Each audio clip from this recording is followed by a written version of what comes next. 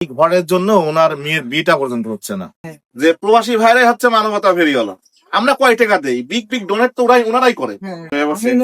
যতটুকু ইনকাম করি এই দিয়ে মানুষের পাশে। আর একটা কথা বলি, রিজিকের মালিক কিন্তু ভিডিও শেয়ার করবেন, ইনশাল্লাহ আমরা এই অসহায় মানুষদের পাশে থাকতে পারবো। ভাই আমি আপনা থেকে ডেকেই নিয়েছি শুধুমাত্র এই কাকার কারণে। আপনি আমার ভিডিওটা দেখতেন, আমি আপনাকে এই কাকার ঘরটা দেখেন কি ভাঙা, শুধু এই ভাঙা আর তার একটা মেয়ে আছে, এই ঘরের কারণে বিয়ে দিতে পারতেছে না, আর কান্নাটা দেখতে পাচ্ছে।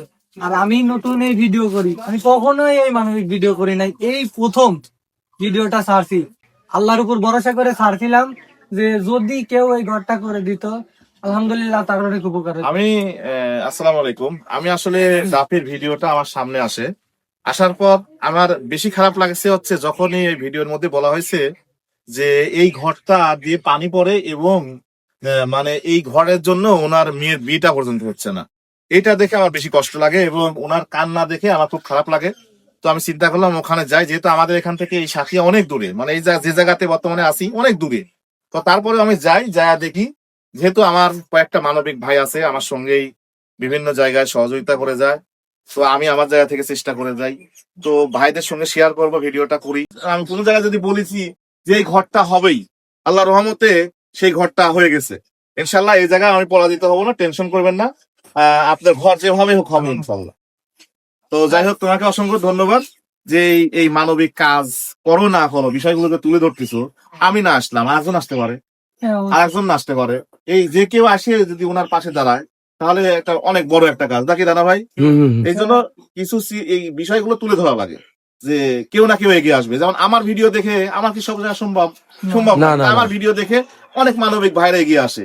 আর যারা হচ্ছে এই বাংলাদেশের যারা হচ্ছে প্রকৃত মানবতার ফেরিওয়ালা তারা তো প্রবাসী ভাইরা। আমি সবসময় কেউ যে প্রবাসী ভাইরাই হচ্ছে মানবতার ফেরিওয়ালা। আমরা কয় টাকা দেই, বিগ বিগ ডোনেট তো ওনারাই করে বাংলাদেশে।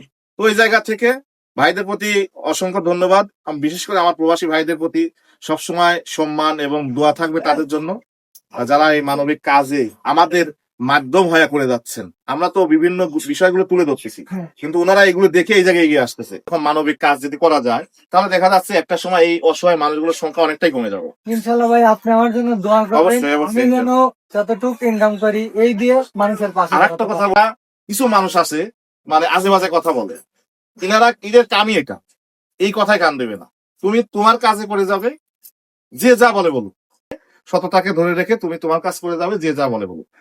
আমি এটাই মনে করি। ঠিক আছে, তোমাকে ধন্যবাদ। ইনশাআল্লাহ খুব দ্রুতই আমরা দেখি ওনার একটা ব্যবস্থা করতে পারি কিনা। আমি দেখাই যে দাদার ঘরের ভিতরে অনেকেই দেখতে চাইছিলেন যে ঘরের একটা দেখেন, আমি এই জায়গায় শুয়ে থাকি, এই জায়গায় টাকা থাকে। আবার আপনি ওই জায়গা ফুটো দেন, এই জায়গা ফুটো চারি সাইড দিয়ে পানি ভাঙা খড়ি দিয়ে আটকা রাখছি। আর এইখানেই কাঁচা থাকে, এইখানে যেখানে এই 6টা পাড়া এইখানেও পানি পড়ে, ওইখানে নেকড়া দিয়ে লাগছি।